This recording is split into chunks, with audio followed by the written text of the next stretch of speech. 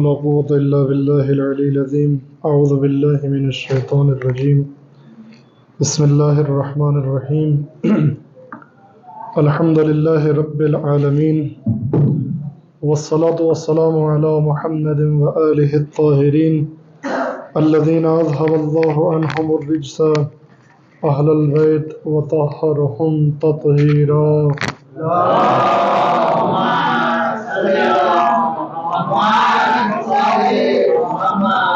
ولعنة الله على أعدائهم أجمعين من ليلنا هذا إلى قيام يوم الدين. أما بعد، فقد قال الله تبارك وتعالى في كتابه المبين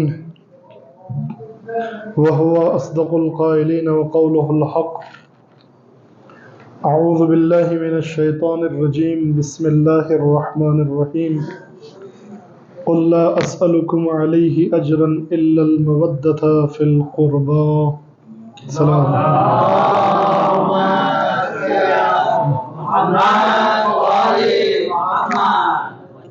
عزیزان محترم، سامعین کرام، بزرگان قوم و ملت، نوجوانان عزیز،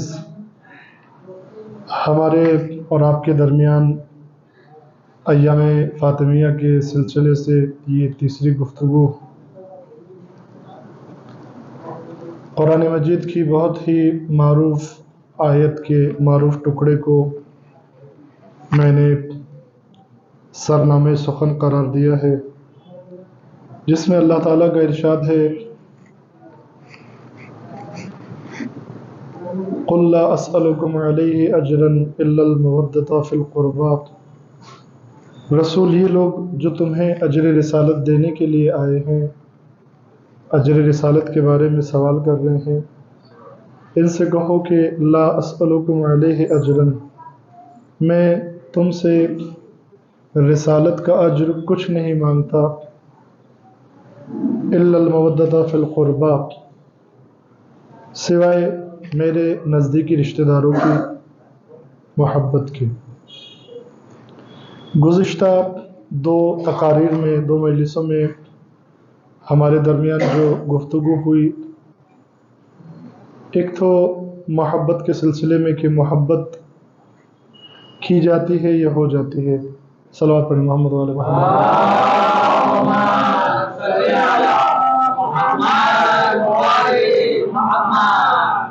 محبت اختیاری عمل ہے یا بے اختیاری ہے؟ محبت، میں نے عرض کیا، غیر اختیاری عمل ہے، جو کی نہیں جاتی ہے، ہو جاتی ہے. تو پھر آیت کے معنی کیا بنے؟ آیت کے معنی یہ بنے کہ کچھ ایسا کرو کہ اہل بیت سے محبت ہو جائے.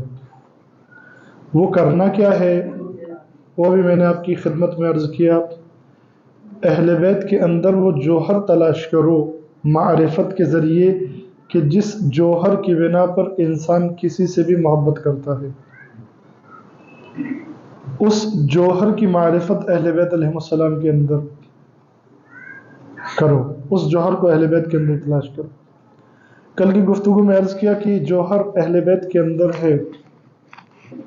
آپ دیکھیں، ایک دو جملہ مقدمتاً عرض کر کے، کل جو آخر میں ہماری گفتگو ہو رہی تھی مودت اور محبت کے درمیان فرق کیا ہے، اس سلسلے میں گفتگو ہو رہی تھی، وہیں پر واپس آؤں گا. ایک دو جملہ ایز اے پیریفیس آپ کی خدمت میں عرض کر دوں. ایک صلوات پڑھیں محمد والے محمد.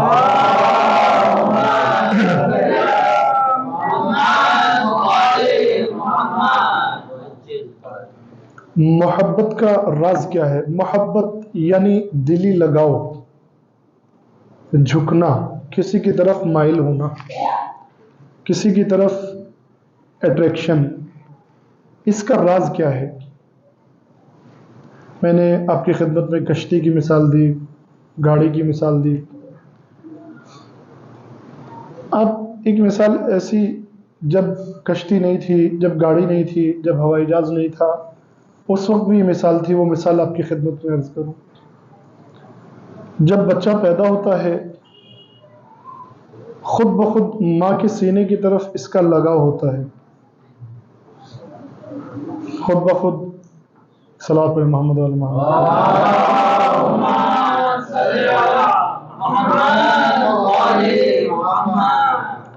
ماں فیڈنگ میں مدد ضرور کرتی ہے لیکن لگاؤ خود بچے کا ہوتا ہے، رجحان خود بچے کا ہوتا ہے۔ کیوں؟ اس لیے کہ انسان کی فطرت ایسی ہے کہ انسان بقا چاہتا ہے، انسان باقی رہنا چاہتا ہے، انسان ہمیشہ رہنا چاہتا ہے۔ اب ہمیشہ رہنا ہے تو ہمیشہ رہنے کے لیے زندگی کے لیے ایسے تھوڑی کہ کہیں پر بھی رہنا ہے، نہیں، ہمیشہ رہنے کے لیے چاہے کم رہنا ہو یا زیادہ رہنا ہو، عزت کی ضرورت ہوتی ہے، طاقت کی ضرورت ہوتی ہے، کھانے کی ضرورت ہوتی ہے، ان ساری چیزوں کی ضرورت ہوتی ہے، گائیڈنس کی ضرورت ہوتی ہے، ہدایت کی ضرورت ہوتی ہے، بہت ساری چیزوں کی ضرورت ہوتی ہے۔ اگر ایسے ہی زندہ رہنا ہو جیسے جانور بھی زندہ رہتا ہے تو پھر تو کوئی مسئلہ نہیں ہے، لیکن اگر انسانوں والی زندگی گزارنا ہے، اگر انسانیت کی زندگی گزارنا ہے، اصل انسانیت کا جو امتیاز ہے اس کی اگر بات کروں، اگر صاحب عقل کی زندگی گزارنا ہے تو پھر عزت کی خواہش، امکانات کی خواہش، فیسلٹیز کی خواہش، پھر جو ہے وہ بقا کے ساتھ ساتھ یہ ساری خواہشات ہوں گی۔ اور جب یہ خواہش انسان کے ذہن میں آتی ہے، ابھی یہ بچہ جسے کسی خواہش کا نہیں پتہ ہے لیکن اس کو اپنی بقا اس میں نظر آتی ہے کہ میرے پیٹ میں کچھ جائے، لہذا یہ مائل ہو جاتا ہے کس کی طرف؟ ماں کے سینے کی طرف مائل ہو جاتا ہے، ماں کے سینے سے محبت کرتا ہے۔ کچھ وقت کے بعد اس کو نظر آتا ہے کہ میری طاقت کا راز میرے ماں میرے باپ میں ہے، لہذا ان کی طرف لگاؤ پیدا کرتا ہے، ان سے محبت کرنے لگتا ہے۔ کوئی یہ کہہ سکتا ہے کہ بقا کی خواہش نہیں ہے؟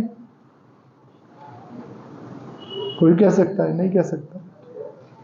اتفاقاً میرے بھائیوں، میرے جوانوں، کانسیپٹس اگر ہمارے لیے کلیئر ہو گئے تو بہت ساری باتیں جو ہیں وہ آپ دیکھیں گے کہ جو ہماری نظروں میں ہے، جو ہمارا دیکھنے کا طریقہ ہے دنیا کو، وہ الگ ہے، اور جو حقیقی طریقہ ہے وہ الگ ہے۔ صرف کانسیپٹس جو ہیں وہ کلیئر ہونے چاہیے۔ کوئی کہہ سکتا ہے کہ بقا کی خواہش نہیں ہے؟ کوئی نہیں کہہ سکتا ہے۔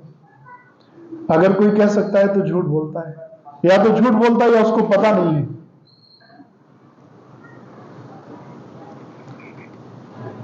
وہ باغ جس میں جناب آدم اور حوا رہتے تھے، شیطان آیا، آنے کے بعد جناب آدم کو پیشکش کی یہ پھل کھا لیجئے، حوا کو پیشکش کی پھل کھا لیجئے۔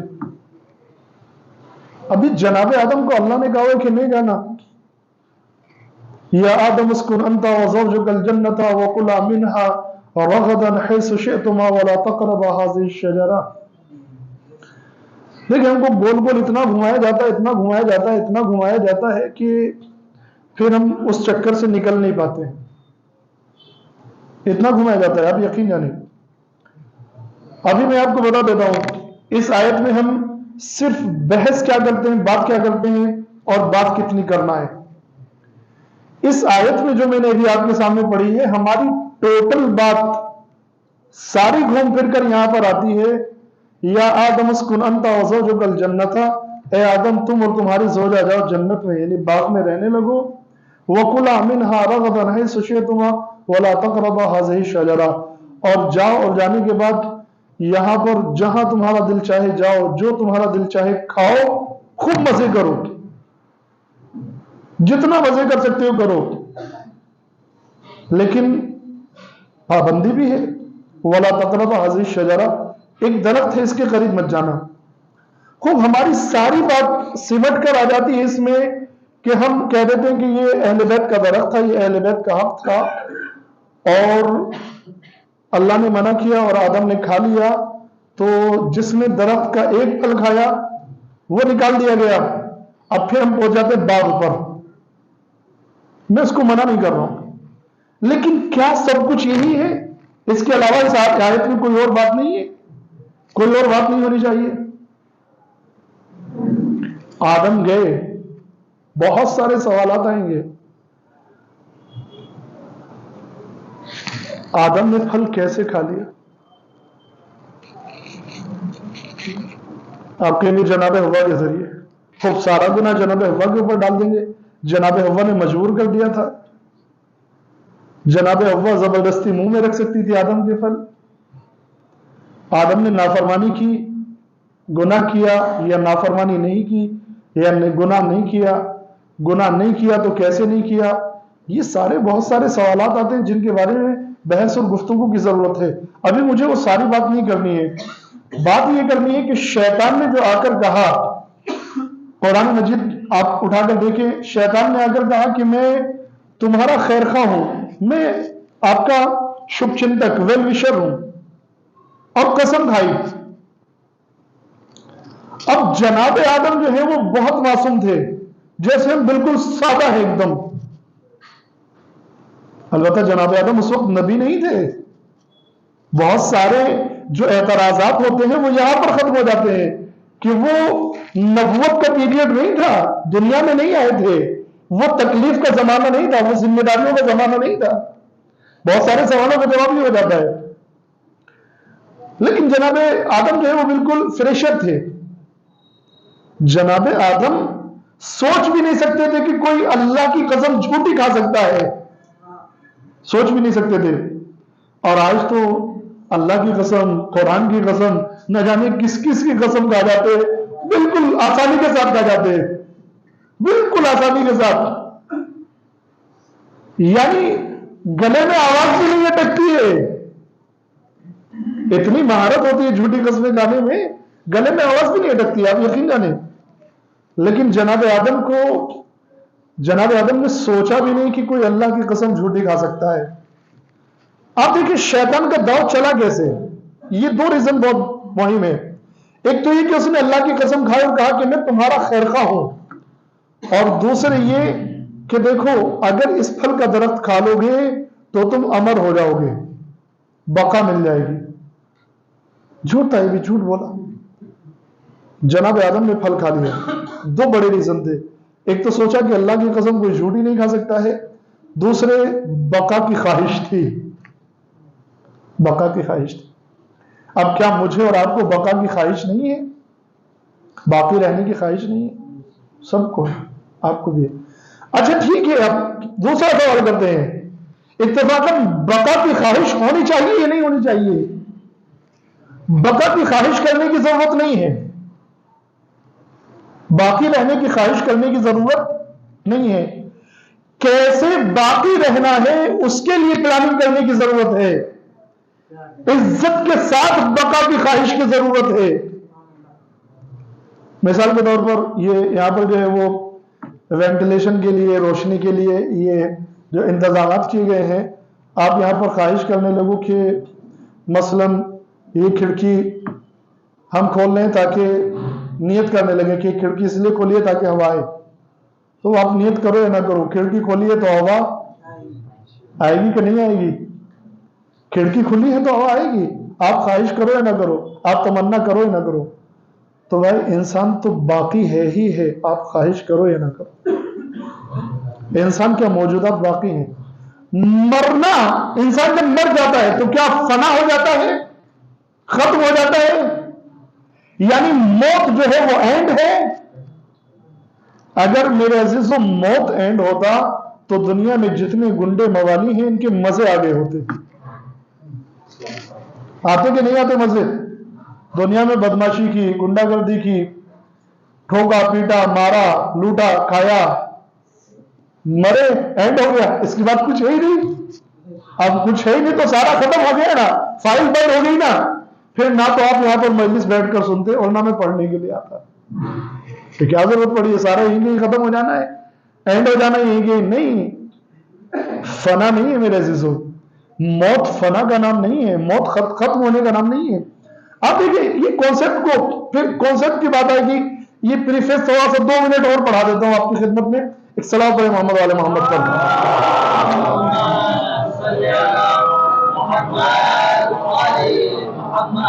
قرآن نے بھی جو موت کا تصور پیش کیا ہے وہاں پر فنا کا تصور پیش نہیں کیا ہے۔ میں مثال پیش کروں اور آیت وہی آیت پڑھوں گا۔ قرآن میں 2 جگہ یہ ٹکڑا آیا ہے آیتوں کے بیچ میں، اور اتنا مشہور ٹکڑا ہے کہ سب نہیں سنا ہے، بچے نہیں سنا ہے۔ کل نفس ذائقۃ الموت، ترجمہ بھی جانتے ہیں کیا ترجمہ ہے؟ ہر نفس کو موت کا ذائقہ چکھنا ہے۔ نفس یعنی جاندار، نفس یعنی جاندار، لیونگ، خود میں جاندار ہوں، آپ بھی جاندار ہیں، مجھے موت کا ذائقہ چکھنا ہے، آپ کو بھی موت کا ذائقہ چکھنا ہے۔ آپ مجھے بتائیے جب میں موت کا ذائقہ چکھوں گا تو میں مروں گا یا موت مرے گی؟ میں ختم ہوں گا یا موت ختم ہوگی؟ میں ختم ہوں گا یا موت ختم ہوگی؟ نہیں، معذرت چاہتا ہوں، میں ختم ہونے والا نہیں ہوں، آپ بھی ختم نہیں ہوں گے۔ کل نفس ذائقۃ الموت، ہر نفس کو موت کا ذائقہ چکھنا ہے۔ آپ میرے پاس انگور لے کر آئے، آپ نے کہا مولانا کانسیپٹ سمجھے میرے سے، آپ نے کہا مولانا انگور چکھیے۔ میں نے ایک انگور اٹھایا، چکھا، آپ نے پوچھا کیسا ہے، میٹھا یا کھٹا ہے؟ میں نے کہا بھی کھٹاس ہے بھی انگور میں۔ تو مٹھاس کھٹاس ایک الگ بات ہے، لیکن آپ یہ بتائیں انگور کس نے چکھا؟ میں نے۔ میں ختم ہوا یا انگور ختم ہوا؟ انگور ختم ہوا نا۔ چکھنے والا ختم ہوتا ہے یا چکھا جانے والا ختم ہوتا ہے؟ تو میں موت کا ذائقہ چکھوں گا یا موت مجھے چکھے گی؟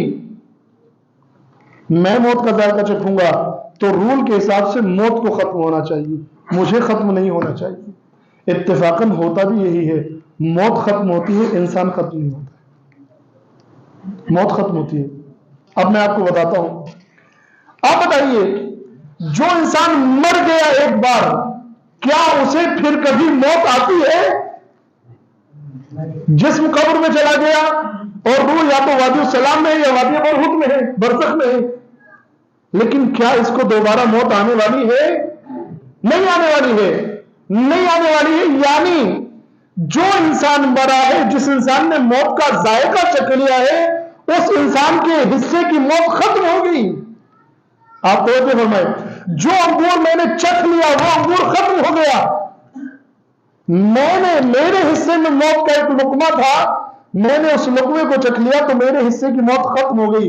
اب مجھے کبھی بھی موت آنے والی نہیں ہے۔ قرآن کی آیتیں اٹھا کر پڑھ لو، جو جنت میں چلا گیا خالدون فیہا، جنت میں ہمیشہ رہنے والا ہے۔ جو جہنم میں چلا گیا ہم فیہا خالدون، یہ بھی ہمیشہ جہنم میں رہنے والا ہے۔ تو رہنے والا ہے یعنی کیا؟ مر کر رہے گا یا زندہ ہو کر رہے گا؟ زندہ ہو کر رہے گا۔ یعنی میرے عزیزو، مرنے کے بعد برزخ ہے، برزخ میں بھی آپ ہوں گے، اس کے بعد قیامت ہے، قیامت میں بھی ہم سب ہوں گے، اس کے بعد جو جہنم میں جانے والے وہ جہنم میں جائیں گے، جو جنت میں جانے والے وہ جنت میں جائیں گے، لیکن رہیں گے نا، رہیں گے، کبھی بھی کوئی ختم نہیں ہونے والا ہے، سب کے سب باقی رہنے والے ہیں۔ یہ ایک عارضی فنا ہے، لوگوں کے درمیان سے غائب ہو جاتے ہیں۔ تو میرے عزیزو کیا ختم ہوتا ہے، انسان یا موت؟ موت ختم ہوتی ہے عزیزان محترم، حقیقت یہ موت ختم ہوتی ہے۔ اب میں یہاں پر اس پریفیس میں آپ کے لیے ایک جملہ عرض کر دوں۔ دیکھو، میرے اور آپ کے پاس 2 زندگی ہیں۔ ایک زندگی، یہ موت تو ایک لقمہ ہے، موت ایک لقمہ ہے، چکھنا ہے تو ایک لقمہ بولیے نا بھائی، جب چکھنا ہے تو بولو کہ ایک لقمہ ہے۔ یہ لقمہ مجھے بھی کھانا ہے اور آپ کو بھی کھانا ہے۔ ایک زندگی اس لقمے سے پہلے ہے اور ایک زندگی اس لقمے کے بعد ہے۔ اس لقمے کی زندگی، اس لقمے سے پہلے کی زندگی بہت چھوٹی ہے، کسی کے پاس کوئی ایگریمنٹ نہیں، 6 مہینے میں مر گیا، دنیا میں آنے سے پہلے مر گیا، 18 سال کا مر گیا، 35 سال کا مر گیا، جوان زوجہ کو چھوڑ کر مر گیا، چھوٹے چھوٹے بچوں کو چھوڑ کر مر گیا، بوڑھے ماں باپ کو چھوڑ کر مر گیا۔ تکلیفیں تو ہوتی ہیں، گریا بھی کرتے ہیں، روتے بھی ہیں، بین بھی کرتے ہیں، لیکن بین کرنے میں بھی یہ خیال ہونا چاہیے کوئی ایسا بین نہ ہو کہ اللہ کی عدالت پر حرف آ جائے۔ یہ نہیں کہہ سکتے ہو کہ یہ مرنے کا وقت نہیں تھا، توجہ فرما رہے ہیں، آپ کو کیسے معلوم کہ مرنے کا وقت نہیں تھا؟ ایگریمنٹ کیا تھا اللہ سے کہ مجھے 80 سال جینا ہے؟ تو یہ جو ادھر والا حصہ ہے، موت کا لقمہ جو چکھنا ہے نا، جو کھانا ہے، ادھر والی زندگی بہت چھوٹی ہے، کوئی نہیں معلوم کتنی ہے، کسی کو نہیں معلوم کتنی ہے، لیکن موت کا لقمہ کھانے کے بعد کی زندگی بہت لمبی ہے اور سب کو پتا ہے۔ لہذا میرے عزیزوں، میرے جوانوں، میرے بھائیوں، یہ بات گرہ باندھ لیجئے، اگر لمبی زندگی کو آرام سے گزارنے کے لیے چھوٹی زندگی میں مشکلات جھیلنا پڑ جائے تو جھیل لو۔ توجہ فرما رہے؟ لیکن اگر چھوٹی زندگی میں عیش و آرام سے گزارنے کے لیے لمبی زندگی میں مشکلات پیدا ہونے لگے، کس کو قبول کریں گے؟ کس کو مانیں گے؟ میرے عزیز، اگر یہ کانسیپٹ آپ کے لیے کلیئر ہو جائے نا تو مشکلات کے ساتھ حلال میں گزارا کر لیں گے، حرام کی عیش و آرام کی زندگی میں نہیں جائیں گے۔ جائیں گے کہ نہیں جائیں گے؟ نہیں جائیں گے۔ کیوں؟ اس لیے کہ یہ ختم ہونے والا ہے، اس کے بعد لمبا زمانہ ہے۔ دو باتیں آپ کی خدمت میں عرض کروں۔ ایک مولا کائنات حضرت علی ابن ابی طالب علیہ السلام،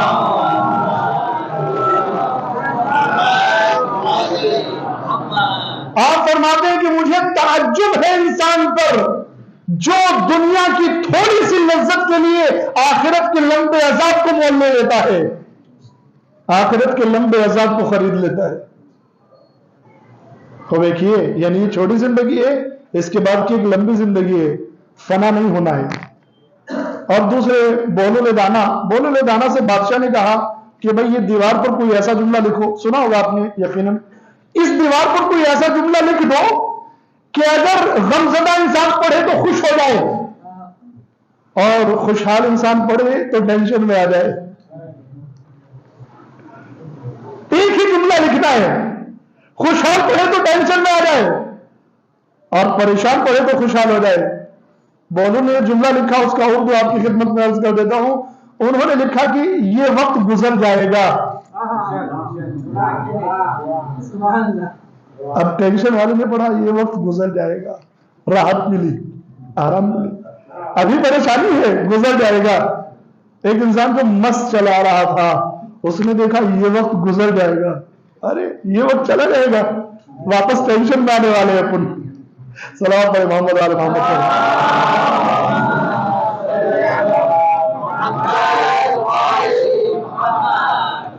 توجہ چاہتا ہوں میرے بھائی، میرے عزیزوں، میری موت فنا کا نام نہیں ہے، موت ختم ہونے کا نام نہیں ہے۔ موت جو ہے وہ اینڈ نہیں ہے۔ اگر موت اینڈ ہوتا تو جتنے گنڈے، موالی، چور، چکار، یہ سب ان کے مزے آگے ہوتے۔ یہاں پر پوری مستی کی ہے، پورے عیاشیاں کی ہیں اور مرے اور ختم، نہ کوئی حساب نہ کوئی کتاب۔ لیکن موت اینڈ تو نہیں ہے، اس کے بعد بھی ہے، اس کے بعد دنیا ہے۔ تو میرے عزیزوں، جب موت اینڈ نہیں ہے تو آپ باقی ہیں یا نہیں ہیں؟ باقی ہیں، تو اب بقا کی خواہش کرنے کی ضرورت نہیں ہے، بقا میں نجات کی خواہش ہونا چاہیے، نجات کے ساتھ بقا کی خواہش ہونا چاہیے۔ اس بقا میں نجات کیسے ملے اس کی تمنا ہونا چاہیے۔ تو میرے عزیزوں، جس طرح سے بچے کو لگن ہوتا ہے، جس طرح سے بچے کو لگاؤ ہوتا ہے، محبت ہوتی ہے ماں کے سینے سے، کیوں؟ اس لیے کہ اسے بقا سے محبت ہے، اس سے نجات سے محبت ہے۔ بالکل ایسے ہی میرے عزیزوں، اگر دنیا میں بھی بقا اور نجات چاہیے، آخرت میں بھی بقا اور نجات اور ہدایت چاہیے، تو پھر ایسے لوگوں سے محبت کرنا ہی پڑے گی جن کے اندر وہ جوہر پایا جاتا ہے کہ بقا بھی دلا سکتے ہیں، نجات بھی دلا سکتے ہیں۔ اور یہ جوہر کن کے اندر ہے؟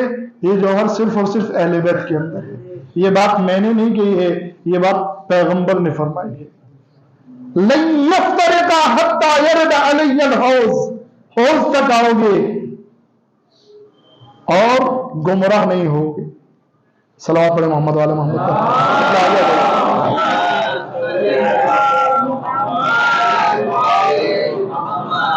کل کی گفتگو میں نے آپ کے لیے عرض کیا، عزیزان محترم، مودت اور محبت کے درمیان کیا فرق ہے؟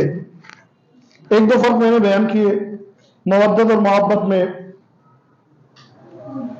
محبت انسانوں سے بھی ہوتی ہے اور چیز سے بھی ہوتی ہے، تھنگ سے بھی ہوتی ہے،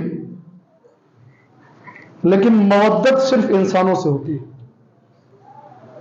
محبت ایک طرفہ بھی ہو جاتی ہے، میں نے کتنی مثالیں دی، جوان ان سے محبت کرتے ہیں، کوئی سیلیبریٹی سے محبت کرتا ہے، کوئی کسی سے محبت کرتا ہے، لیکن وہ آپ سے محبت نہیں کرتے ہیں۔ آپ کن حالات میں ہیں اس کو کوئی پرواہ نہیں ہے، لیکن آپ فاطمہ سے محبت کرتے ہو، فاطمہ کو بھی آپ سے محبت ہے، پوری رات کھڑے ہو کر آپ کے لیے دعائیں کرتی ہے مصلی عبادت پر۔ جب حسن کہتے ہیں کہ اپنے لیے بھی دعا مانگ لیجیے تو کہتی ہیں الجار و ثم الدار، پہلے پڑوسیوں کی ضرورتیں پوری ہو جائیں، ان کے لیے پوری دعائیں ہو جائیں، پھر اپنے لیے مانگ لیں گے۔ یہ دو فرق ہو گئے میرے عزیزو۔ تیسرا فرق کیا ہے؟ توجہ جا دو میرے عزیزو، محبت میں اور خاص کر اندھی محبت میں، محبت کرنے والے سے محبوب کو فائدہ پہنچتا ہے، لیکن محبوب سے محبت کرنے والے کو کوئی فائدہ نہیں پہنچتا ہے۔ محبت میں محبوب کو بہت فائدہ پہنچتا ہے، خاص کر اگر محبت جاہلانہ ہو، لیکن محبوب کے ذریعے محبت کرنے والے کو کوئی فائدہ نہیں پہنچتا ہے۔ لیکن مودت میں محبوب کا فائدہ اصل نہیں ہے، محبت میں مودت میں مودت کرنے والے کو فائدہ پہنچتا ہے۔ میں مثال دوں آپ کی خدمت، یہ محبت جاہلانہ محبت خصوصاً آپ اس کی مثال لے سکتے ہیں، پیر مریدی والی محبت، بھکت اور بابا والی محبت۔ آج تک پیروں کی محبت سے مرید کو کوئی فائدہ نہیں پہنچا ہے، پیروں کو بہت فائدہ پہنچا ہے، پیروں کو بہت فائدہ پہنچا ہے۔ بابا کی محبت سے بھکت کو کوئی فائدہ نہیں پہنچا ہے، لیکن بابا کو بہت فائدہ پہنچا ہے۔ اس سے انکار کر سکتے ہیں؟ نہیں کر سکتے ہیں۔ وہ دوسرے لوگ بابا کہتے ہیں، ہم عزت کے ساتھ عامل کہہ دیتے ہیں، عامل۔ اب ہم سے اس سے لگاؤ ہو جاتا ہے، لگاؤ بھی کیوں ہو جاتا ہے؟ تاکہ جو بقا ہے نا یہ عزت کے ساتھ ملے، اس لیے تو ہم کس لیے جاتے ہیں؟ کاروبار چل جائے، گھر میں پیسہ آ جائے، اور وہ بھی کیسا ہو جاتے ہیں، یہ فلاں تاریخ میں یہ عمل کر لینا، اتنا پیسہ آئے گا گھر میں بھر نہیں پاؤ گے، ساری مشکلات ختم ہو جائے گی، ساری مشکلات ختم ہو جائے گی، تو آپ کی مشکلات کیوں ختم نہیں ہو رہی ہے؟ اچھا آپ دیکھنا، یہ جو تقدیر اور قسمتیں بتانے والے ہوتے ہیں نا، زیادہ تر فٹ پاتھ پر ملتے ہیں، زیادہ تر روڈ پر ملتے ہیں۔ افسوس کی بات یہ ہے کہ کبھی کبھی منبر پہ مل جاتے ہیں۔ اعزاز محترم، میرے بھائیوں، میرے جوانوں، یہ بات گرا باندھ لو، اسلام کا یہ کانسیپٹ نہیں ہے کہ آپ کی ساری مشکلات حل ہو جائیں۔ کوئی نماز ایسی نہیں ہے جس کو پڑھنے سے آپ کی ساری مشکلات ختم ہو جائیں، کوئی بھی نماز، میں دعویٰ کر رہا ہوں ممبر سے۔ آپ اسلام قبول کرو گے، ایمان قبول کرو گے، عبادتیں زیادہ کرو گے، روزے زیادہ رکھو گے، ساری مشکلات آپ کی ختم نہیں ہوں گی۔ اہل بیت سے محبت کرو گے، ساری مشکلات ختم نہیں ہوں گی۔ کچھ بھی کر لو، آپ کہو گے مولانا یہ کیا باتیں کر رہے ہیں آپ؟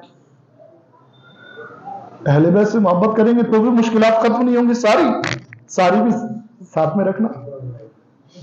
نہیں بھائی، نہیں ختم ہوگی، کیونکہ اسلام کا کانسیپٹ ہی نہیں ہے کہ انسان کی ساری مشکلات ختم ہوں۔ اب میں آپ کو مثال دوں، اگر کوئی ایسی نماز ہوتی جس کو پڑھ کر یا 2 رکعت 4 رکعت نماز پڑھنے سے یا کوئی دعا پڑھنے سے اگر ساری مشکلات ختم ہو رہی ہوتی، تو سب سے پہلے تو میں پوچھتا ہوں یہ دعا کہاں سے آئی؟ اگر آپ کہتے ہو رسول اللہ نے بیان کی، تو رسول اللہ نے بھی اس کو پڑھا ہوگا نا، تو جب رسول اللہ نے اس کو پڑھا، کم سے کم ایک بات تو پڑھا نا بیان کرتے ہوئے، تو جب رسول اللہ نے اس کو پڑھ لیا تو رسول اللہ تک تو کوئی بھی مشکل نہیں آنی چاہیے تھی۔ بات کلیئر ہے نا؟ رسول اللہ پہ کوئی مشکل نہیں آنی چاہیے تھی۔ پیغمبر اکرم فرماتے ہیں کہ تمام نبیوں پر مصیبتیں پڑی ہیں، لیکن مجھ پر تمام نبیوں سے زیادہ مصیبتیں پڑی ہیں۔ امام علی نے بیان فرمائی ہے، امام علی نے جب بیان فرمایا ہوگا تب تو پڑھی ہوگی نا، تو امام علی پر بھی کوئی مصیبت نہیں آنی چاہیے تھی، کوئی مشکل نہیں آنی چاہیے تھی۔ امام حسن پر کوئی مشکل نہیں آنی چاہیے تھی، امام حسین پر کوئی مشکل نہیں آنی چاہیے تھی۔ کربلا میں 3 دن کے بھوکے پیاسے بال بچوں کے ساتھ مارے گئے، شہید ہو گئے، اس سے زیادہ مشکلات ہو سکتی ہیں؟ نہیں ہو سکتی ہیں۔ اگر نماز دعاؤں ان کے ذریعے ساری مشکلات حل ہونا ہوتی تو پھر ان پر تو کوئی مشکل نہیں آتی، اہل بیت پر کوئی مشکل نہیں آتی۔ نہیں، اسلام کا کانسیپٹ نہیں ہے کہ آپ کی ساری مشکلات ہو، ساری مشکلات ختم ہو جائیں، یہ کانسیپٹ نہیں۔ سب سے پہلی بات، اگر ساری مشکلات ختم ہو جائیں تو اللہ کو کوئی یاد نہیں کرے گا۔ توجہ فرما رہے ہیں؟ کوئی نہیں یاد کرے گا۔ دوسری بات عزیزان محترم، حدیث ہے ہمارے پاس، امام موسی کاظم علیہ الصلوۃ والسلام فرماتے ہیں،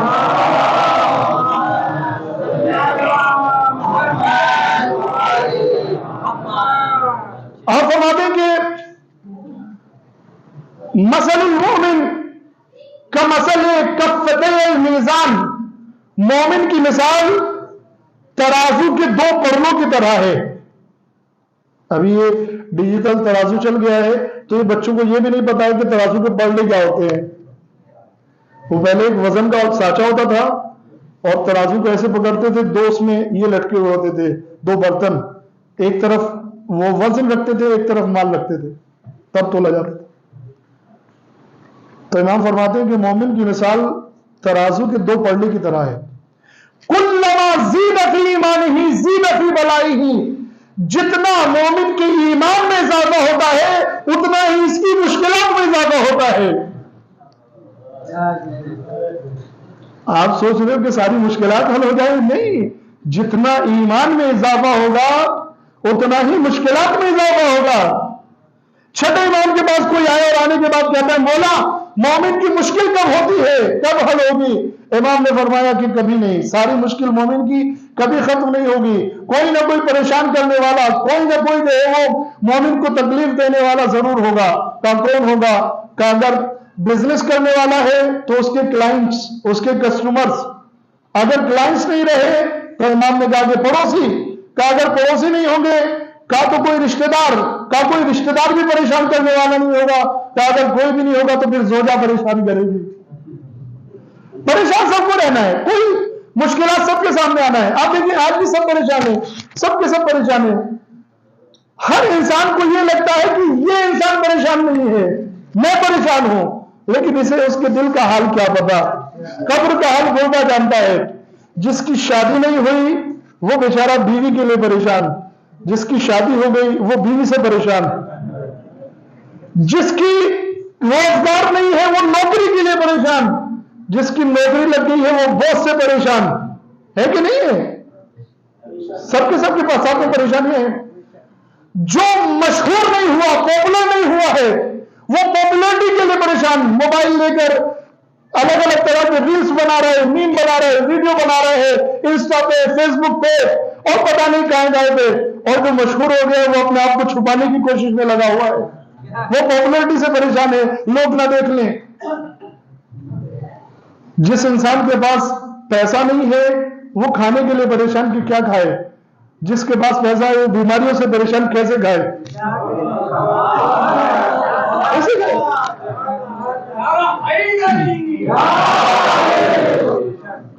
ایک جملہ یہاں پر کہہ کر آگے بڑھتا ہوں میرے عزیزوں، اللہ نے انسان کی فطرت کو ایسا بنایا ہے کہ انسان کبھی بھی ضرورت سے باہر نہیں ہو سکتا ہے،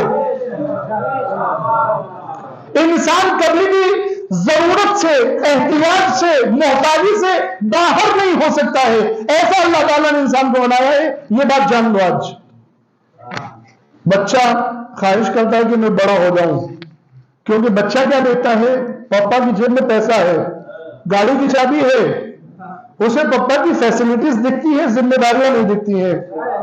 یہ جب بڑا رہے پاپا سوچتے ہیں میں بڑا کیوں ہو گیا، میں بڑا کیوں ہو گیا، اور دادا سوچتے ہیں کہ کاش کہ میں بھی بچہ ہو جاؤں، اور کوشش بھی کرتے ہیں اپنے آپ کو بچے کی طرح بنانے کا۔ اب آپ دیکھیں انسان کو، دیکھیں فطرت میں کیسے اس کو رکھا ہے، کبھی بھی ضرورت کی حالت سے، احتیاج کی حالت سے خالی نہیں ہوتا ہے۔ میں مثال دوں آپ کو، بچی کی خواہش ہے کہ جلدی سے بڑا ہو جائے، ہے کہ نہیں ہے؟ بچی کی خواہش ہے کیونکہ یہ دیکھتا ہے پپا کی جیب میں پیسہ ہے، گاڑی کی چابی ہے، میں بڑا ہو جاؤں، میری بھی گاڑی آ جائے۔ تھوڑا بڑا ہوا، اس کے بعد اب اس کی خواہش ہوتی ہے سائیکل مل جائے، سائیکل چلانے لائق ہو گیا ہے، سائیکل آئی، اب جیسے ہی سائیکل آئی تو پڑوس میں دیکھا پڑوس کے بچے کے پاس گیئر والی سائیکل ہے، تو پپا سے کہتا ہے کہ مجھے گیئر والی سائیکل چاہیے۔ اب یہ سوچ رہا تھا کہ میں گیئر والی سائیکل لے لوں گا تو اپنا کام ہو جائے گا، ابھی کو باقی کوئی خواہش نہیں رہے گی۔ ممی نے شرط لگا دی، کنڈیشن لگا دی، اگر 80% مارکس لے کر آؤ گے تو تمہیں یہ سائیکل دلوا دیں گے۔ اب اس کی خواہش ہو گئی، اب اس کی ضرورت ہوگی کہ 80% مارکس لے کر آئے، لے آیا مارکس، سائیکل دلا دی۔ تھوڑا بڑا ہوا، اب اس نے کہا کہ نہیں اب مجھے ایکٹیوا چاہیے، یا اب مجھے جو ہے وہ یہ الیکٹرانک گاڑی چاہیے، ٹھیک ہے وہ دلا دیا۔ اب اس کی خواہش ہونے لگی کہ میرا 12th جو ہے وہ اچھا ہو جائے کیونکہ نیٹ میں جانا ہے، 12th اچھا ہو گیا۔ اب اس نے خواہش کی بس ایک بار نیٹ کریک ہو جائے، اس کے بعد کوئی خواہش نہیں، نیٹ بھی کریک ہو گیا۔ اب یہ خواہش کرتا ہے کہ اچھے کالج میں سرکاری کوٹے میں مل جائے، MBBS میں مل جائے، وہاں پر چلا گیا۔ اب یہ سوچتا تھا کہ MBBS ہو جائے گا تو خواہش پوری ہو جائے گی، MBBS پڑھ کے آیا تو اب خواہش ہونے لگی کہ شادی ہو جائے، ایک اچھی زوجہ مل جائے، یہ آخری خواہش ہے، شادی ہو گئی۔ شادی کے بعد خرچے کی ٹینشن آئی، پروردگار بیوی تو دے دی، آخری خواہش ایک نوکری مل جائے، نوکری مل گئی۔ اب سوچا تھا یہ آخری خواہش ہوگی، گھر والوں نے پوچھنا شروع کر دیا کہ بھائی ماشاءاللہ 2 سال ہو گئے شادی کو، کب خبر سنا رہے ہو؟ اب اسے خواہش ہونے لگی کہ پروردگار بیوی مل گئی، نوکری مل گئی، ایک بچہ اور ہو جائے، بچہ ہو گیا، لڑکا ہو گیا، لڑکی ہو گئی۔ اب اس کے اپوزٹ جینڈر کی خواہش ہونے لگی، ایک اور ہو جائے تو جوڑی مل جائے۔ اب یہ سوچ رہا تھا کہ ان 2 کی خواہش کر لیں گے تو کام تمام، اس کے بعد کوئی خواہش نہیں ہے، کوئی ضرورت نہیں ہے۔ جیسے ہی بچہ پیدا ہوا اب یہ خواہش ہونے لگی کہ پروردگار ان کی اچھی تربیت ہو جائے، ان کی صحت و سلامتی کے ساتھ تربیت ہو جائے، بس یہ آخری خواہش ہے، اس کے بعد اپنے کو کچھ نہیں چاہیے۔ اچھی تربیت ہونے لگی، پروردگار ان کی پڑھائی اچھی ہو جائے، بس یہ آخری خواہش ہے، اپنے کو اور کچھ نہیں دیکھنا ہے۔ اچھی پڑھائی ہو گئی، پروردگار اس کی جاب اچھی لگ جائے، یہ آخری خواہش ہے۔ جاب اچھی لگ گئی، پروردگار گھر میں دلہن اچھی آ جائے، یہ آخری خواہش ہے۔ دلہن اچھی آ گئی، پروردگار بیٹی کی قسمت اچھی ہو جائے، اچھا گھرانہ مل جائے، یہ آخری خواہش ہے۔ بیٹی کی شادی بھی اچھی جگہ ہو گئی، اب دونوں کی شادی ہو گئی، پروردگار پوتے اور پوتیوں کی کلکاریاں اور سن لے۔ آپ سمجھ رہے ہیں؟ یہ بائی نیچر فطرت کو بائی ڈیفالٹ ایسا بنا دیا ہے کہ آپ محتاجی سے خارج ہی نہیں ہو سکتے ہو، آپ ضرورت سے باہر ہی نہیں نکل سکتے ہو۔ اگر ضرورت سے باہر نکل جاؤ تو عبادت نہیں کرو گے، عبادت نہیں کرو گے۔ لیکن افسوس اس انسان پر ہے کہ ضرورت بھی ہے، اس کو کھاتا بھی ہے اور بھلاتا بھی ہے۔ افسوس اس پر ہے، ضرورت ہے، کھاتا ہے اس کا، لیکن بھلاتا چلا جاتا ہے، عبادت نہیں کرتا ہے۔ شاعر نے بہت خوب شعر کہا ہے کہ خدا کو بھول گئے لوگ فکر روزی میں، خدا کو بھول گئے لوگ فکر روزی میں، خیال رزق ہے رزاق کا خیال نہیں۔ اور یہ دیکھیں بات کہاں سے چلی تھی؟ بات چلی تھی بابا سے۔ ہم کہتے تھے عامل بھائی ایسی دعا کہاں سے آئی جس سے ساری مشکلات حل ہو جائیں گی؟ ایک شخص جو ہے وہ دعا کر رہا تھا اپنے دوست کے لیے، پیغمبر کے زمانے میں دعا کر رہا تھا، پروردگار میرے دوست کی ساری مشکلیں ختم ہو جائے۔ پیغمبر نے کہا اس کے مرنے کی دعا کر رہے ہو، جب تک زندہ ہے ساری مشکلیں ختم نہیں ہو سکتی۔ کہا پھر کیا دعا کریں؟ پیغمبر نے فرمایا دعا کرو پروردگار میرے دوست کو کسی ایسی مشکل اور کسی ایسے امتحان میں مبتلا نہ کر جس سے ایمان کی سلامتی کے ساتھ نہ نکل سکے۔ کانسیپٹ یہ نہیں ہے کہ آپ دعا کرو کہ پروردگار ساری مشکلیں ختم ہو جائیں، کانسیپٹ یہ ہے کہ پروردگار کسی ایسی مشکل میں مبتلا نہ کرنا جس میں ایمان کی حفاظت نہ کر سکے۔ یہ دعا نہیں کی کہ ساری مشکلات ختم ہو جائیں، نہیں، مشکلات تو ہیں۔ اللہ تعالیٰ کہتا ہے بسم اللہ الرحمن الرحیم لقد خلقنا الانسان فی کبد، ہم نے انسان کو پیدا ہی مشکلات میں کیا ہے۔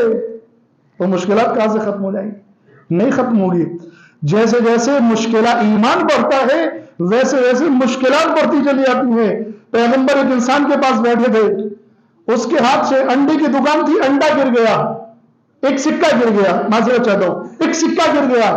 جیسے ہی سکہ گرا تو جب گرتا ہے تو ادھر ادھر دیکھتے ہیں نا, تو اس انسان نے کہا کہ حضور گھبرائیے نہیں, میرا آج تک کبھی بھی نقصان نہیں ہوا ہے, میرے اوپر مشکلات اور بلائیں نازل نہیں ہوتی ہیں. اگر میرے ہاتھ سے انڈا بھی چھوٹ جائے تو وہ بھی پھوٹتا نہیں ہے. پیغمبر نے صاحب سے کہا کہ جلدی سے اس کے پاس سے چلو. کہا حضور کیوں؟ کہا کہ اللہ تعالیٰ اس سے سخت ناراض ہے, کوئی بھی مشکل اس کے اوپر نہیں آ رہی ہے, اللہ اس سے ناراض ہے. اللہ تعالیٰ اپنے بندوں کو, روایت ہے جس طرح سے سنار سونے کو آگ میں پگھلا کر خالص کرتا ہے, پیور کرتا ہے, ویسے ہی اللہ اپنے مومن بندے کو مشکلات میں پگھلا کر پیور کرتا ہے. آپ آتے ہو یہاں پر اور آنے کے بعد دعا بتاتے ہو, یہاں پر بیٹھ کر آپ ایسا تعویذ بتاتے ہو. میں دعا کے مخالف نہیں ہوں, لیکن آپ ایسی دعا بتاؤ جس کا نہ سر ہے نہ پیر ہے, اور کہو کہ ساری مشکلات حل ہو جائیں گی. یعنی آپ مجھے دعا دے کر جا رہے ہو کہ آپ مر جاؤ گے, اس کے بعد ملاقات نہیں ہوگی. میرے عزیزو, اسلام قبول کرنے سے مشکلات ختم نہیں ہوتی ہیں. اگر اسلام قبول کرنے سے مشکلات ختم ہوتی نا تو عمار پر اتنی مصیبتیں نہیں آئی ہوتی, سمیہ پر اتنی مشکلات نہیں آئی ہوتی, جناب یاسر نے اس طرح سے مشکلات نہیں جھیلی ہوتی. ایمان لے کر مشکلات میں اضافہ ہو گیا. جو اچھا خاصا اپنے آقا کے یہاں نوکری کر رہا تھا, اپنے آقا کے یہاں خدا نہیں کر رہا تھا, پیٹ بھر کھانا نہیں ملتا تھا, لیکن ملتا تو تھا. لیکن جیسے اسلام قبول کیا, دھوپ میں لٹا کر پتھر رکھا جاتا تھا اور کوڑے مارے جاتے تھے. مشکل آئی, اب ختم ہوئی, مشکل بڑھی, لیکن عزیزان محترم جون نے دعا نہیں کی کہ پروردگار میرے اوپر مشکل نازل نہ ہو. بلال نے دعا نہیں کی کہ مجھ پر مشکل نازل نہیں ہو. نہیں, بلال نے یہ دعا کی کہ پروردگار ایسی مشکل نہ ڈالنا جس میں ایمان کی حفاظت نہ کر سکوں. لہذا پتھر رکھا گیا, کوڑے مارے گئے, لیکن ایمان میں تزلزل نہیں آیا, ایمان نہیں ڈگمگایا, ایمان کی حفاظت کر کے لے گئے. وہ آقا جب کوڑا مارتا تھا تو کہتا تھا کہ لا تو منا تو عزا کی تعریف کر, محمد کے خدا کو برا کہ, لیکن ہر کوڑے پر بلال کی زبان سے نکلتا تھا لا الہ الا اللہ محمد الرسول اللہ.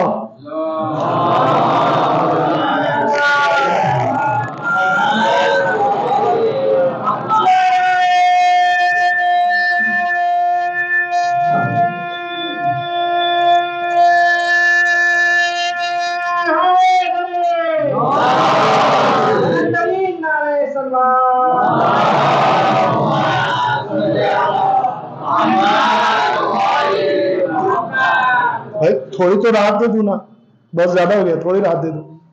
پھر دین کیا کرے گا؟ مشکلات تو حل نہیں ہوگی, دین کیا کرے گا؟ عزیزان محترم, دین مشکلات کو ختم نہیں کرتا ہے. آپ دین قبول کر لیتے ہیں, اسلام قبول کر لیتے ہیں, مشکلات ختم نہیں ہوتی ہیں. محبت اہل بیت مشکلات کو ختم نہیں کرتی ہے, لیکن محبت اہل بیت آپ کو اتنا طاقتور بنا دیتی ہے کہ مشکلات آپ کے سامنے چھوٹی ہو جاتی ہیں. آپ کے اندر مشکلات سے لڑنے کی طاقت پیدا ہو جاتی ہے. دین یہ کام کرتا ہے, اہل بیت کی محبت یہ کام کرتی ہے. مشکلات میں جینے کا ہنر آ جاتا ہے. خنجر کے سامنے مسکرانے کا ہنر دین سکھاتا ہے. خنجر کے نیچے مسکرانے کا ہنر اہل بیت علیہ السلام کی محبت سکھاتی ہے. مشکلات ختم نہیں ہوتی, مشکلات سے کھیلنا سیکھ جاتا ہے انسان. آپ دیکھیں جو بہت سارے لانگ روٹ کے جو روڈز ہوتے ہیں جہاں پر نہ کسی بریکر کی ضرورت ہے نہ کسی کٹ کی ضرورت ہے, کیونکہ کوئی دوسرا راستہ ہے ہی نہیں, وہاں پر جو ہے وہ بہت ساری جگہوں پر جو ہے وہ بلا وجہ بریکر بنائے ہوئے ہوتے ہیں. روڈ پر تھوڑا نشیب و فراز ہوتا ہے, کہیں گہرائی ہوتی ہے کہیں اونچائی ہوتی ہے. پتہ ہی کیوں؟ اس لیے کہ اگر فلیٹ روڈ بہت زیادہ لمبے ٹائم تک ڈرائیور کو اگر مل جائے تو چونکہ اس کو کچھ کرنا نہیں ہے, نیند آ سکتی ہے, غافل ہو سکتا ہے. غافل ہوگا تو کیا ہوگا؟ ایکسیڈنٹ ہو جائے گا. لہٰذا تھوڑی سی مشکلات راستے میں آنی چاہیے, تاکہ یہ منزل تک پہنچ جائے.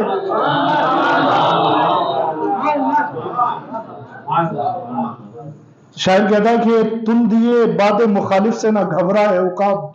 تم دی یعنی تیزی، باد یعنی ہوا، عقاب یعنی چیل. تم دیے باد مخالف سے نہ گھبرائے عقاب. اے چیل، یہ جو اپوزٹ ہوا چل رہی ہے اس کی تیزی سے گھبرانا نہیں. تم دیے باد مخالف سے نہ گھبرائے عقاب، یہ تو چلتی ہے تجھے اونچا اڑانے کے لیے. صلوات پر محمد والے محمد پر.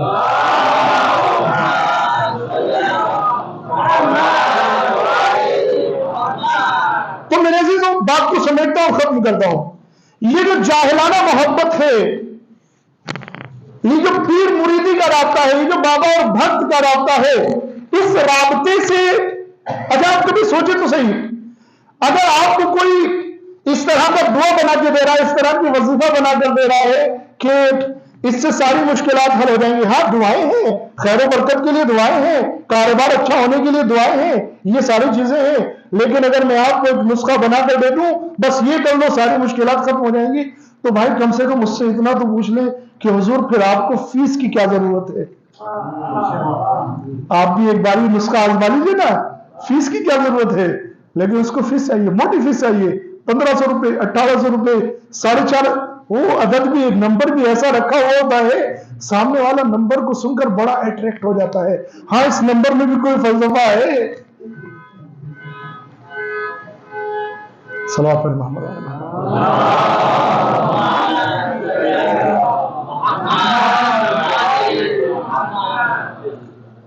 تو یہ پیر مریدی کی جو محبت ہے یہ محبت ہے، مودت نہیں ہے. کیونکہ یہ ایک تو ایک طرح سے ہے، آپ کو محبت کرتے ہیں اس سے، اس کو آپ سے کوئی محبت نہیں ہے. دوسرے یہ جاہلانہ محبت ہے، مودت نہیں ہے. کیونکہ مودت میں جتنا فائدہ محبت کرنے والے سے محبوب کو پہنچتا ہے اس سے زیادہ فائدہ محبوب کے ذریعے محبت کرنے والے کو پہنچتا ہے. محبوب یعنی جس سے محبت کی جاتی ہے اس کو کم فائدہ پہنچتا ہے، وہ فائدے کی تلاش میں نہیں ہوتا ہے، محبت کرنے والے کو فائدہ پہنچتا ہے. بی بی فاطمہ کی سیرت دیکھیں، شادی ہوئی، رخصتی، رخصت ہو کر آئیں، گھر پر پہنچی پہلی رات. مولا کائنات کسی کام سے باہر گئے، واپس آئے تو کیا دیکھا، شہزادی نے پرانا جوڑا پہنا ہوا ہے. ابھی پرانا جوڑا کیوں پہنا بھائی؟ 2 جوڑے تھے. کتنے؟ 2. ایک پرانا جوڑا تو جو گھر میں استعمال کرتی تھی، اور ایک شادی کے لیے بنوایا گیا تھا جس کے لیے مولا کائنات نے اپنی زیرہ کو بیچا تھا، اور اس میں ایک جوڑا خریدا گیا، ایک چٹائی خریدی گئی، کچھ برتن خریدے گئے اور کچھ مومنین کو کھانا کھلایا گیا. یعنی امام نے پہلے مہر ادا کیا، اسی سے سب کچھ ہو گیا. 2 جوڑے تھے.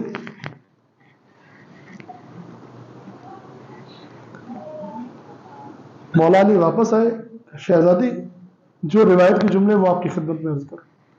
آج آپ کی شادی کی پہلی رات ہے، کیا یہ مناسب نہ تھا کہ آپ نیا جوڑا پہنے رہتی؟ شہزادی نے فرمایا کہ یا علی، کہتی تھی بعض اوقات کہتی تھی یبن عم، فرمایا یا علی وہ جو نیا جوڑا تھا ایک کنیز خدا مانگنے کے لیے آئی تھی، میں نے اس کو دے دیا. کاش ہماری مائیں بہنیں خواتین سنیں مجلسوں کو. میرے عزیزو ہم انتظام نہیں کرتے ہیں، ہم کوتاہیاں کرتے ہیں، مغفلتیں کرتے ہیں. نہیں، جس طرح سے آپ مجلس سنتے ہیں علماء کی، خطبہ کی، خواتین کے لیے بھی انتظام کیا جائے. نہیں سنیں گے تو کہاں سنیں گے؟ آپ کو صبح کام سے نکل جانا ہے، شام کو واپس آنا ہے، بچے کے ساتھ پورے دن مغز ماری خاتون کو کرنا ہے. اس کے پاس بھی تو علم آنا چاہیے، اس کو بھی تو معلوم ہونا چاہیے. دے دیا ہے. امام نے فرمایا شہزادی کیا یہ نہیں ہو سکتا تھا کہ آپ پرانا جوڑا اس مانگنے والی خاتون کو دے دیتی؟ جس نے سوال کیا تھا کہ میرے پاس لباس نہیں ہے، اور چونکہ آپ کی شادی ہوئی ہے تو نیا جوڑا آپ خود پہنے رہتے، زیبتن کیے رہتے، باپ کے گھر سے جب چلی تھی تو نیا ہی جوڑا پہن کر آ رہی تھی، آنے کے بعد اس کو گھر میں آنے کے بعد جو ہے وہ پرانا لباس پہن کر نیا لباس دے دیا۔ جواب سنیں گے شہزادی کا؟ امام نے فرمایا کیا مناسب نہیں تھا کہ آپ نیا جوڑا آج پہنے رہتے؟ تو فرمانے لگی یا علی، مجھے اللہ سے شرم آئی کہ میں خود تو نیا لباس پہن لوں اور اس کی کسی کنیز کو پرانا لباس دے دوں۔ میرے عزیزو، آج ہمیں اپنے دلوں پر ہاتھ رکھ کر سوچنے کی ضرورت ہے، جیسا کھانا میں گھر میں کھاتا ہوں ویسا یا اس سے بہتر فقیر کو دینا چاہتا ہوں، یا جو بچ گیا ہے اس کو دینے کا سوچتا ہوں۔ جیسی پڑھائی میرے بچے کی ہوتی ہے، اگر میرے پاس امکانات ہیں تو کیا میں نے کبھی سوچا ہے کہ پڑوس کے بچے، رشتہ دار کے بچے کی بھی ویسی پڑھائی ہو جائے؟ یہ فاطمہ الزہرا کی سیرت ہی ہے، دے دیا نیا لباس۔ مودت اسی کو کہتے ہیں۔ یہ سن کر آسانی سے گزر جانا قُلْ لَا أَسْأَلُكُمْ عَلَيْهِ أَجْرًا إِلَّا الْمَوَدَّةَ فِي الْقُرْبَى، وہ ایک الگ چیز ہے۔ مودت اسے کہتے ہیں جس طرح سے محبوب کو محبت کرنے والوں کے ذریعے فائدہ پہنچتا ہے، بلکہ محبوب کو کم فائدہ پہنچتا ہے محبت کرنے والوں سے، محبت کرنے والوں کو محبوب سے زیادہ فائدہ پہنچتا ہے، لہذا فائدہ پہنچایا، خود پرانا لباس پہن لیا، ان کو نیا لباس دے دیا۔ میں بات کو تمام کرتا ہوں، انشاءاللہ کل پھر گفتگو کا آغاز کریں گے۔ ابھی شادی کی بات آ گئی تو یہاں پر ایک دو چیزیں اور آپ کی خدمت میں عرض کر دوں۔ شادی کے اگلے دن جب صبح نمودار ہوئی، پیغمبر اکرم صلی اللہ علیہ وآلہ وسلم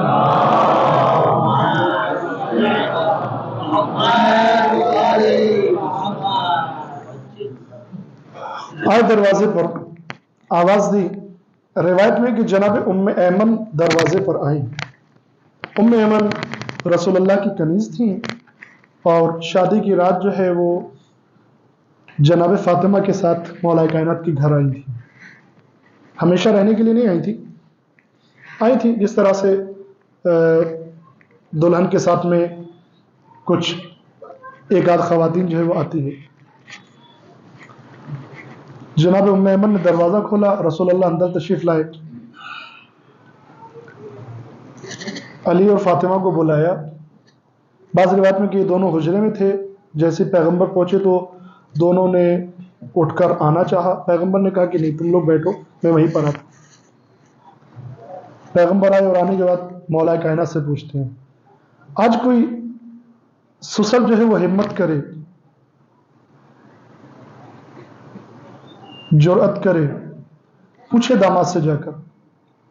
پیغمبر نے پوچھا یا علی فاطمہ کو کیسی زوجہ پایا؟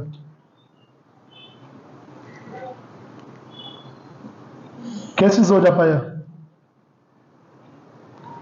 مولا کائنات نے فرمایا نعم العون علی طاعت اللہ، یا رسول اللہ میں نے فاطمہ کو اللہ کی اطاعت میں بہترین مددگار پایا ہے۔ بہت ساری باتیں کہہ سکتی تھی، یا رسول اللہ بہت خوبصورت ہے فاطمہ، بہت محبت کرتی ہیں، بہت پیار کرتی ہیں، بہت اچھی ہیں، بہت پڑھی لکھی ہیں، بہت عالمہ ہیں۔ لیکن ایک جملے میں ایسا کانسیپٹ دیا میرے عزیزوں، پوری امت کے لیے، ہر کسی کے لیے بہترین سیرت ہے۔ کیا فرمایا؟ ایک جملے میں سمیٹ دیا سب کچھ، نعم العون علی طاعت اللہ، اللہ کی اطاعت میں، عبادت میں بھی نہیں کہا، عبادت تو اطاعت کا ایک حصہ ہے، اطاعت یعنی ساری چیزیں اللہ کی اطاعت، اللہ کی اطاعت میں بہترین مددگار پایا۔ میں ایک دو جملے میں وضاحت کروں اس کی۔ وہ جو روٹیاں علی رات کو بانٹنے کے لیے نکلتے تھے نا، اللہ کی اطاعت تھی یا نہیں تھی؟ اللہ کی اطاعت تھی۔ ان روٹیوں کو کون بناتا تھا؟ کون بناتا تھا ان روٹیوں کو؟ ان روٹیوں کو شہزادی بناتی تھی۔ نعم العون علی طاعت اللہ کا مطلب یہ ہے، یہ مطلب ہے جانو، یہ ایک جملہ ہے، یہ ایک بات ہے، ہر بات میں ایسا ہی تھا۔ آج میری مائیں بہنیں، آج میرے بزرگ، آج باپ نے، آج ماں نے کیا بیٹی کی تربیت ایسی کی ہے کہ وہ جا کر اللہ کی اطاعت میں شوہر کی مددگار بنے؟ آج میں نے اپنی بچی کی ایسی تربیت کی ہے، آج آپ نے ایسی تربیت کی ہے۔ جناب فاطمہ کی محبت کا حق دو مجلس یا ایک محفل سے ادا نہیں ہوتا ہے میرے عزیزوں، دو چار نعرے لگانے سے، تھوڑی دیر ماتم کر لینے سے فاطمہ کا حق ادا نہیں ہوتا ہے۔ ہماری پریشانی یہ ہے، ہمیں اتنا غفلت میں رکھا گیا اور ہم رہتے رہے۔ ہم نے پڑھا لکھا، ایک کوتمیر خریدنے کے لیے جاتا ہے نا، چاہے مرد ہو یا خاتون ہو، خصوصاً خاتون، 10 کوتمیر سمجھتے ہیں نا، ہماری طرف سانگلی میں کوتمیر بولتے ہیں، وہ ہرا دھنیا۔ کوتمیر خریدنے کے لیے جاتا ہے 10 روپے کی، 20 روپے کی، 3-4 پینٹی اٹھا کر دیکھتا ہے اچھی ہے کہ نہیں خاتون۔ دینی معاملات میں کوئی بھی کچھ بھی بول کے چلا جاتا ہے، کسی کو سوچنے کی ضرورت ہی نہیں ہے، دین اتنا سستا ہو گیا۔ ہم نے سوچا ہی نہیں کہ جناب فاطمہ، جناب اہل بیت علیہ السلام، ان کی محبت کا حق کیسے ادا ہوگا؟ صرف ایک محفل سے ادا ہو جائے گا، 2 کھانے کھلانے سے ادا ہو جائے گا، تھوڑی دیر ماتم کرنے سے ادا ہو جائے گا؟ ان کی سیرت پر عمل کرنے سے ادا۔ میرے بھائیوں، گرہ باندھ لو، بزرگ اپنی بیٹوں کی تربیت ایسے کریں، بیٹیوں کی تربیت ایسے کریں کہ جا کر شوہر کی اللہ کی اطاعت میں مددگار بنے۔ اگر شوہر نماز نہ پڑھتا ہو تو نمازی بنا دیں، اگر شوہر روزہ نہ رکھتا ہو تو روزے دار بنا دیں، اگر شوہر میں کوئی بری عادت ہو تو اس بری عادت کو چھڑوا دیں۔ اللہ کی اطاعت میں مدد کا آج کا معنی یہی ہے۔ اس بات کو ختم کرتا ہوں۔ بیٹھ گئے، فرمانے لگے، حضور میں تمہارے درمیان کام بانٹنے آیا ہوں۔ جی بانٹ دیجئے کام۔ 2 جملوں میں کام بانٹ دیا۔ کہا یا علی، گھر کے باہر کے کام تمہارے ذمے، فاطمہ گھر کے اندر کے کام تمہارے ذمے، لیکن ایک دوسرے کی مدد کرتے رہے۔ اتنا سنا جناب فاطمہ نے کہ گھر کے اندر کے کام سب میرے ذمے ہیں، فوراً مصلی اٹھایا اور 2 رکعت نماز شکر پڑھ لی۔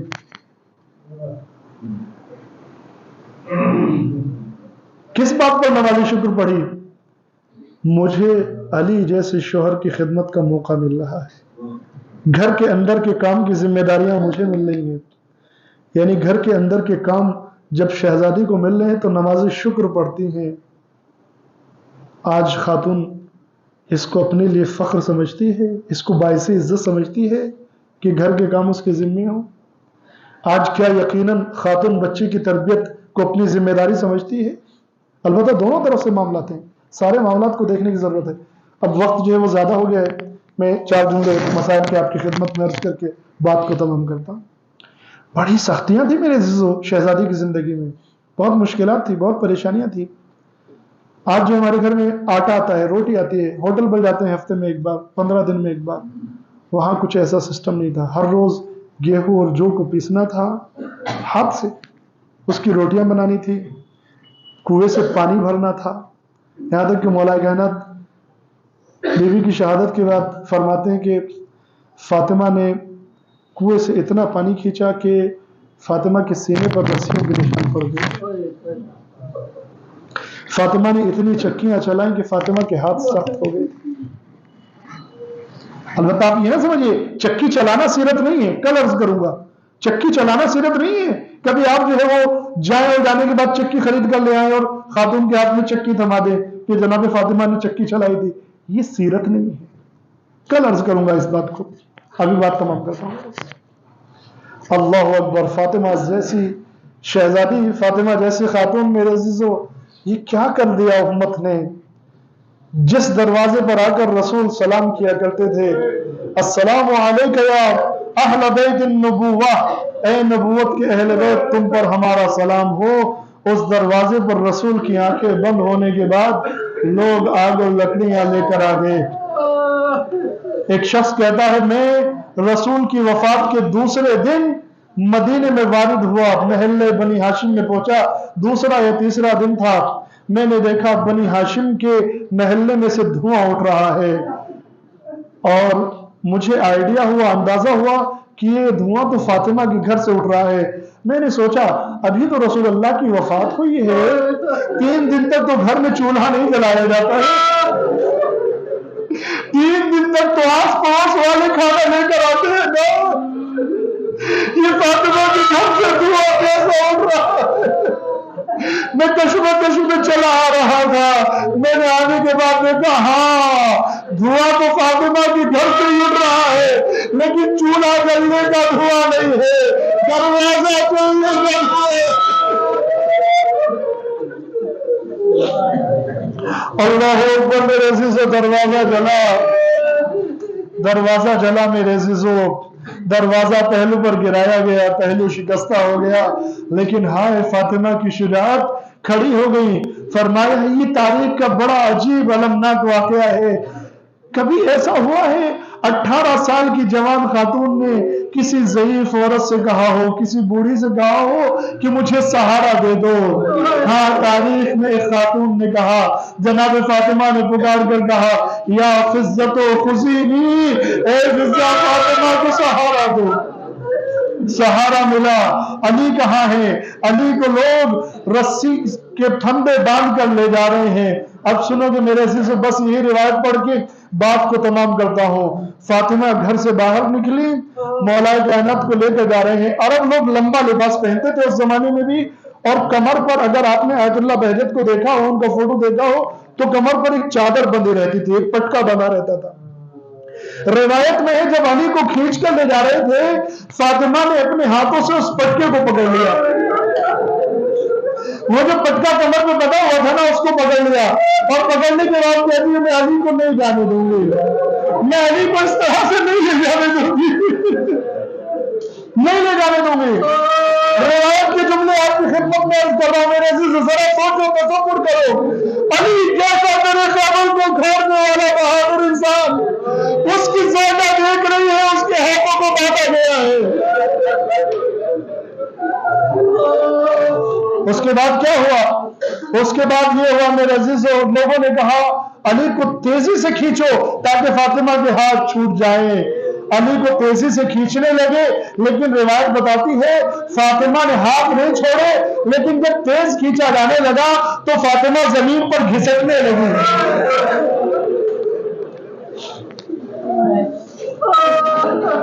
بس 2 جملے اور عرض کر کے بات تمام کرتا ہوں، کل بھی 2 مجلسیں انشاءاللہ مسائل آپ کی خدمت میں عرض کروں گا۔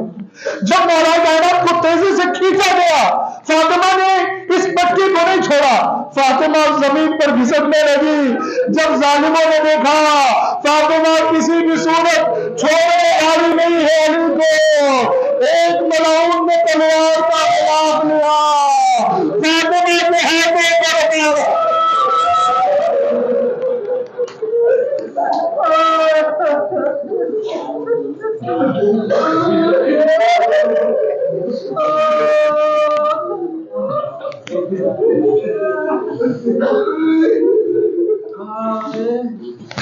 انا للہ و انا الیہ راجعون۔ سیعلم الذین ظلموا ای منقلب ینقلبون۔ خدا بحق زہرا و ابیہا و بعلہا و بنیہا معبود، 4 معصومین کا واسطہ، شہداء کربلا کا واسطہ، امام کے ظہور میں تعجیل فرما، ہم سب کو ان کے اعوان و انصار میں شمار فرما۔ معبود تو کریم کرم فرما، تو رحیم رحم نازل فرما۔ معبود ہم سب کو معرفت بصیرت عنایت فرما، سیرت معصومین کو سمجھنے کی توفیق عنایت فرما، ان کے راستے پر چلنے کی توفیق عنایت فرما۔ خدایا بحق زہرا و ابیہا و بعلہا و بنیہا، معبود مظلومین کی حمایت فرما، خصوصاً ہمارے فلسطینی بھائیوں کی مدد فرما۔ ظالمین اگر لائق ہدایت نہ ہو تو نیست و نابود فرما۔ پرچم اسلام کو سر بلند فرما، پرچم کفر و نفاق کو سر نگو فرما۔ معبود مرحومین کی مغفرت فرما، مریضوں کو شفا عنایت فرما، امام کے ظہور میں تعجیل فرما، ہم سب کو ان کے اعوان و انصار میں شمار فرما۔ ربنا تقبل منا انک انت السمیع العلیم۔